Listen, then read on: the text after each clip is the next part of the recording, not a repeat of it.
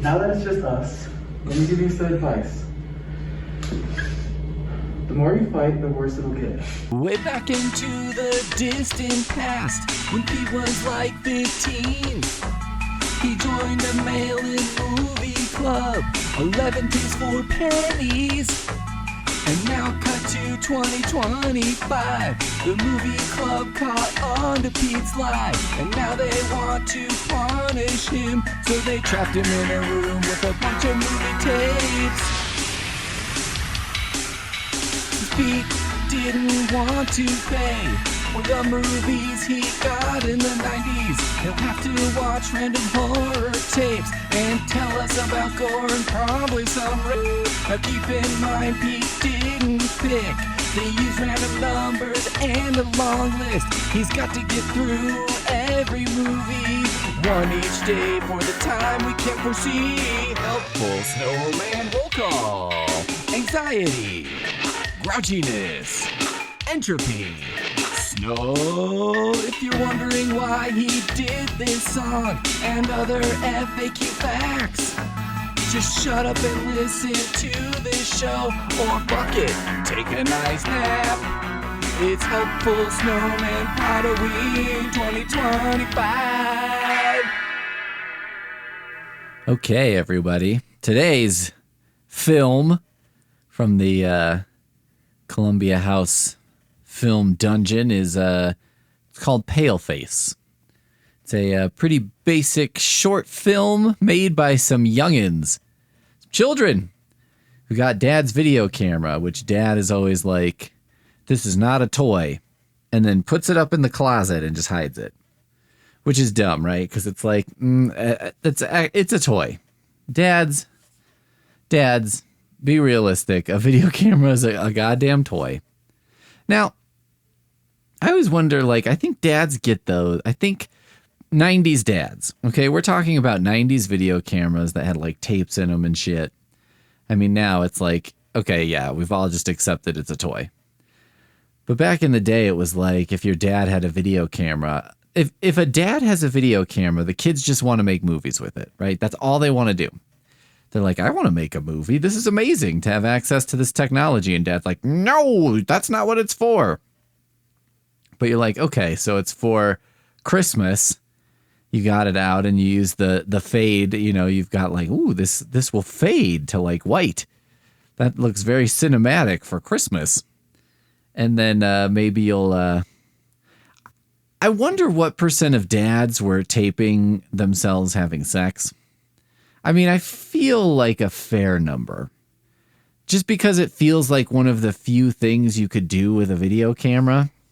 I mean, if you have the tape. But also, I feel like the filming having sex thing really like went downhill or went away. Or maybe not. I could be wrong. But I feel like it mostly went away in the modern era. Probably because so many of us have easy access to video cameras.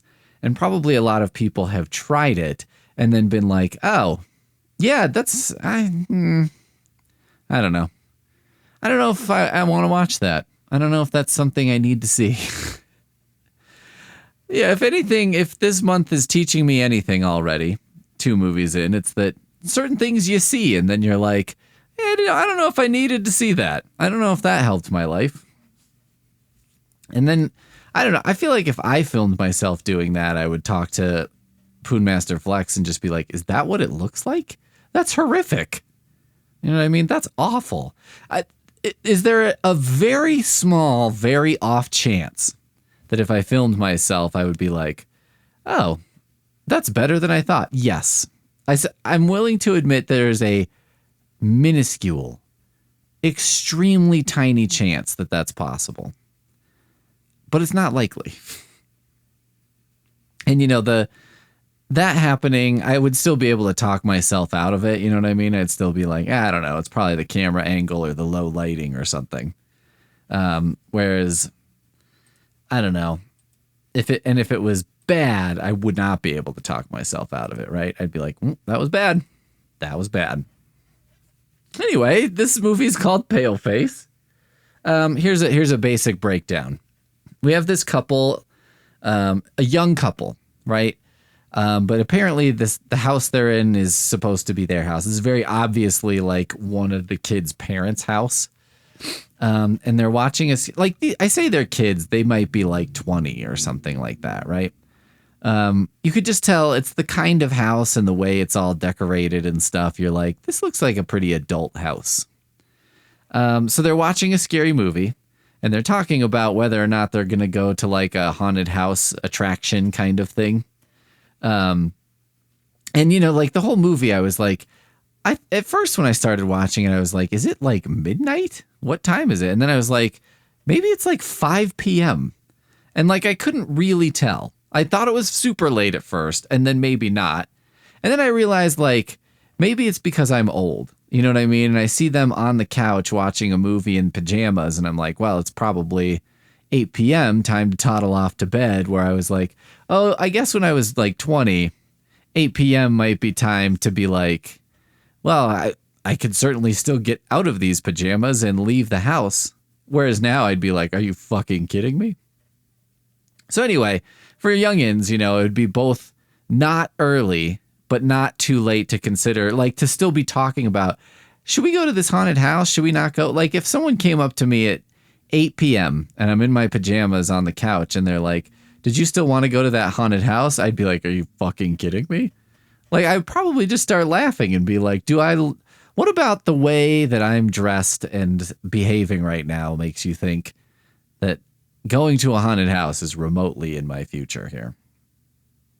So they're on the couch. Some people ring the doorbell and it's like 3 people of about the same age, interestingly enough. What a shocker. They ask for directions and a glass of water, which, you know, it's weird. They're like asking for directions, seem to be on foot, and they're just in like a suburban neighborhood, but whatever. And then one of them's like, can I have a glass of water? And the guy in the house is like, sure. You know, which again, this again had me reevaluating what time it was, because I was like, if someone rang the doorbell at my house at like 6 p.m., I don't think I'd be terrified. I would just be annoyed. And if it was like 2 a.m., then I'd probably be a little spooked and annoyed, because there's no way it doesn't annoy me. But, you know, the other feelings layered on top would change a bit depending on the timing. So then the couple goes to get a glass of water. They go together, just leave the fucking front door open. And the door knocker people come in. They put on spooky Halloween masks. And then they tie up the couple and start a stabbing them. You know, so it's kind of like The Strangers kind of thing, except in 5 minutes. They're like, what if The Strangers was 5 minutes long? Which I'm like, I'm listening. You know, at the beginning, I'm like, oh, okay. So it's like, I don't know. The movie, it's made by very young people. It's very obvious. They're in a living room that is, you know, obviously not their house. There's a huge full kitchen, you know, and it's brightly lit and everything. And I'm like, oh yeah, this looks like a very much parent's house. And also it's like, come on guys, free water to just be handing out in this economy.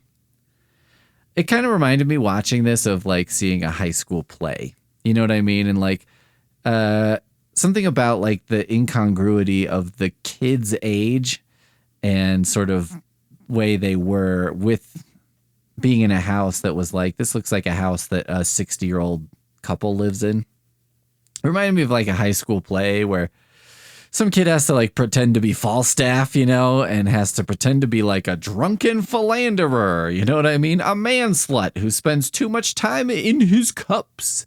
And like, I don't really think most high schoolers have the right energy for that kind of thing. I mean, probably the right high schooler to do that is, you know, on the high school football team, not doing plays, but also probably hasn't reached the level of like, I peaked a long time ago and like my drinking's starting to become not fun for anyone, including me.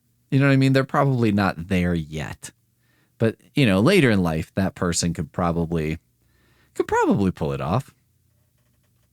I don't know. It felt like that. It just felt like kids pretending to be adults a little bit, which they are not, because, you know, adults are not opening the door after dark because you're just like, fuck that. You know what I mean? There's no way.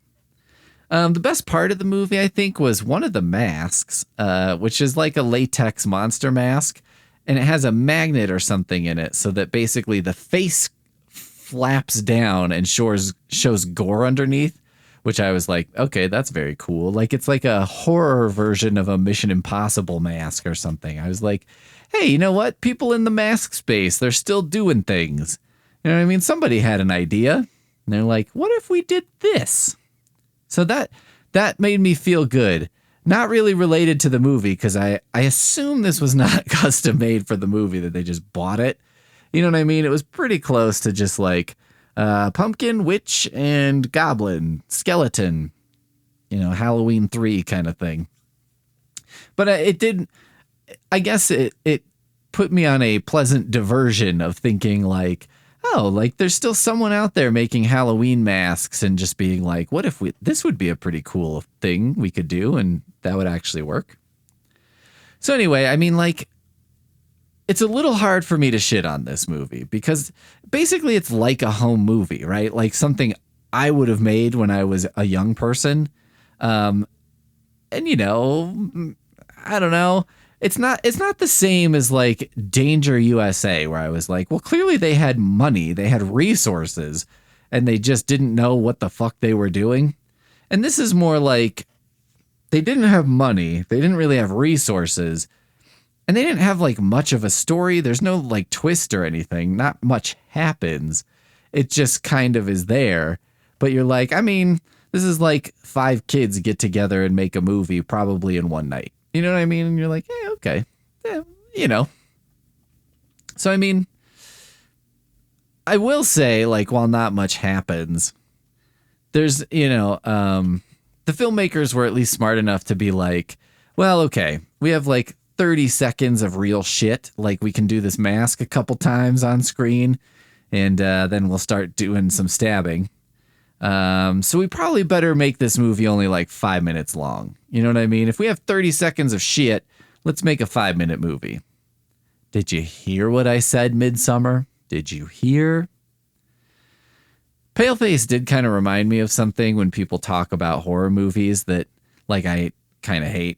Because people will talk about a horror movie like, well, you would be scared if that happened. You know what I mean? Which is totally like, I would be scared if I was tied up in a chair by thirsty masked hooligans.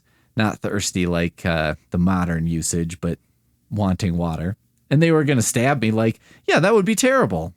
That would be a really horrible thing to have happen to you. If someone told me this actually happened to them, I'd be like, that is super fucked up, right? But the thing is, to me, like, there's a big difference between watching something scary, but it's totally fictional, and actually experiencing the thing yourself, right? Like, I mean, we can all agree those aren't the same thing. And so, like, I kind of argue that horror movies can't just be about things that would be scary if you experienced them. Like, I don't know if that constitutes, in my opinion, a horror movie. I don't know if that reaches the bar. I kind of think like a horror movie has to be either A, about something real and expressed in such a way that you understand it on a more visceral level. Like you understand the fear of it a little better. You know what I mean? Like when you're watching Final Destination and there's that like huge car crash and stuff, and you're like, I mean, that's a real thing that can happen, I guess, right? But like it's so played out and there's so much stuff happening and so many weird things that you're like, oh, okay, yeah, that would be pretty scary. Or, this is frightening. B is it could be about something that's heightened or uncanny enough that it's scary just as a concept. Like it's scary to think about as an idea, of like, I'm on a spaceship that went to a hell dimension and it's going to go back there and take me there with it. And then I guess I'll be tortured for all eternity. You're like, okay, that's like a scary concept. And like Paleface doesn't really have either of those two things, right? So, I mean, that's what's weird is like, I'm happy for people to make stuff like this. And I guess it's like, it's not for me. It's not a movie I'd recommend. It's not like a total piece of shit or something. It's just kind of like a thing some people made one time. You know what I mean? And it's like, it feels like something that I would have made when I was younger. And the difference is when I was younger, like you would make something like that and maybe show it to some friends, and that's about it. And now it's like you can put it online and it exists among other movies. You know, it's in a list of horror of a list. If you were to go online, let's just say that the movies for this Podoween were selected by a process of going online, finding a list of all horror movies ever made, and using a random number generator to pick them. Let's just pretend that I wasn't in this dungeon, but that was what was happening. This is on there among other things that they're not really the same thing to me. So, and maybe that's kind of it too, is like, sometimes you watch something or read something and it seems like the people making it probably had more fun making it than you did watching it. And I think, as I'm saying, I'm very cognizant that I'm saying that into a microphone. I'm also cognizant, though, that so far this Podoween, I would not say I've been having a blast watching these movies. So, no one's happy. In my case, no one's happy as opposed to one or the other being happy. But anyway, it's like they had a lot more fun making it than I did watching it, I suspect. And that's like a harsh reality, I think. If I had to give like a lecture to students in the arts of some kind, like writing students or film students, I would probably be like, I have an advice for you, and it's going to sound horrible, but if you remember this for the rest of your life, I think you'll find it to be true. If you're having a great time making something, there's a very good chance that it sucks. Not having a good time is not inherently, or not having a good time is not inherently bad, right? But it's a warning sign. It's a red flag. You know what I mean? If there's no misery involved in it, if there was no like editing process that you're like, this fucking sucks, I would be concerned. And, I'm trying to come up with a different way to rate each of the movies I watch and different scales, right? And because this one sort of feels like a project some students would make to fulfill an assignment, I'm going to rate it by giving it a letter grade, and I'm going to give it an A, which is probably too generous. But that's why I'd be a terrible teacher, because I would just give overly generous grades all the time just so I never had to fight anyone about it. You know what I mean? Because I'd be like, fuck it, who cares? I mean, nobody's going to argue that Paleface deserves an A+, even the people who made it. No one's going to be like, this is a 5 out of 5, 10 out of 10. You know what I mean? So if they get a 9 out of 10, I think they'll feel good about that. They'll probably even feel a little bit like they got away with something by getting an A. So you're never going to argue that, right? Because if you argued it, you'd be like, I think I'm just going to argue myself into a worse hole as opposed to a better grade. The amount that I can fall is much further than the amount I can rise, so maybe I just need to accept it. It's hopeful snowman Podoween 2025.